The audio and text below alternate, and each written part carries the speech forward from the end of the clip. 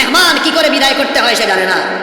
মেহমানকে যেমন সুন্দর করে উঠাতে হয়, ঠিক তেমনি তাকে আবার সুন্দর করে বিদায় জানাতে হয়। এরকম আছে না? যাই হোক, দুই রকমই আছে। আবার যে আসা পর্যন্ত খবর নেয়, যেমন ওই যে বললাম গতকালের কথা, আমি তো লম্বা জার্নি করে এসেছি। কালকে অফিস করে আমরা যখন দুপুরের দিকে বের হলাম চট্টগ্রাম থেকে, রাত 8:30টায় পৌঁছালাম নরসিংদীতে। ওরা আসার পথে খবর নিল। আবার এত লম্বা সফর নরসিংদী থেকে এখানে আসলাম, রংপুর পৌঁছা পর্যন্ত তারা খবর নিয়েছে। মানুষের সাথে মানুষের সম্পর্ক থাকে আচরণে, অন্য কিছু দিয়ে মানুষের মনে জায়গা করা যায় না, ঠিক কিনা? আল্লাহ আমাদের সবাইকে বিনয়ী বানিয়ে দাও। তো আমরা কোথায় ছিলাম? ইয়াউমাইদিন তুহাদ্দিসু আখবারাহা, সেই দিন জমিন তার খবর বলে দিবে। আমার যুবক ভাইয়েরা, জমিন সব খবর আল্লাহর সামনে ফাঁস করে দিবে। সুতরাং কি করে আমরা গুনাহ করি, কি করে আমরা পাপ করি, এই জমিনের বুকের উপরে আমরা পদচারণা করে যত অপকর্ম করছি, যত পাপ করছি, গুনাহ করছি, সব কিছুর সাক্ষী জমিন, সব কিছুর সাক্ষী হয়ে আছে।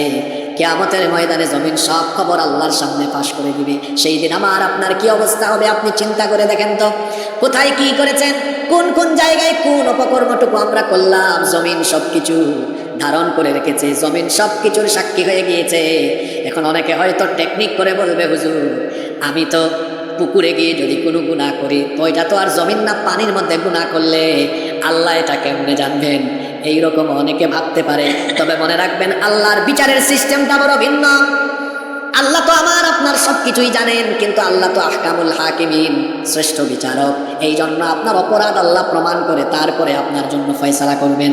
আপনি যেখানেই যান না কেন, আপনি যেখানেই যান না কেন, আল্লাহকে ফাঁকি দেওয়া সম্ভব নয়। তার কারণ হলো প্রত্যেকের দুই কাঁধে দুইজন ফেরেশতা, দুইজন তত্ত্বাবধায়ক ফেরেশতা যিনি নিয়োগ করে দিয়েছেন। গলার আওয়াজ বড় করে বলেন তিনি কে?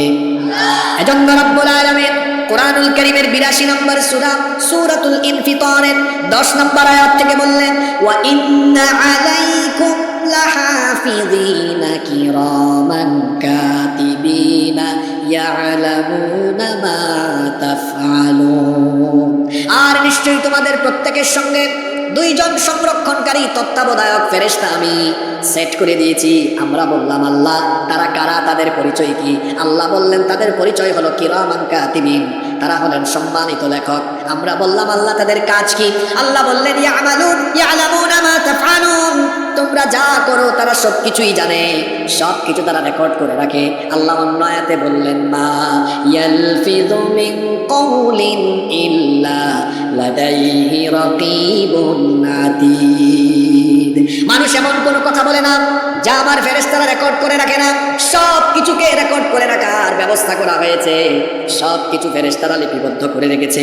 কিয়ামতের দিন ফেরেশতাদের লেখা সেই কপি আল্লাহ মানুষের হাতে হাতে দিয়ে বলবেন, এই হলো তোর আমলনামা, তোর আমলনামা আজকে তুই পড়। আল্লাহ বলবেন, ইকরা কিতাবাকা কাফা বিনাফসিকাল ইয়াউমা আলাইকা হাসিবা।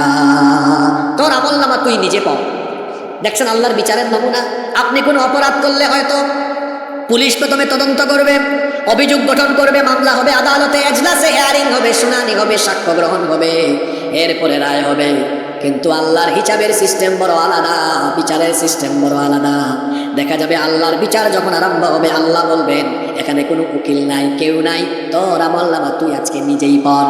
পাপী তাবিরা পড়তে চাইবে না, কারণ হলো আমলনামা খুলেই দেখবে এটা এমন এক আমলের খাতা, লা ইউগাদিরু সগীরাতাও ওয়ালা কাবীরাতান ইল্লা আহসাহা।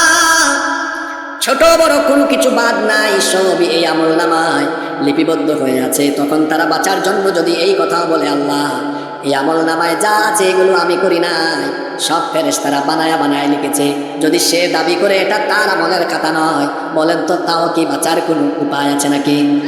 আল্লাহ বলবেন অসুবিধা নাই, জমিন তার রেকর্ড বাজাবে।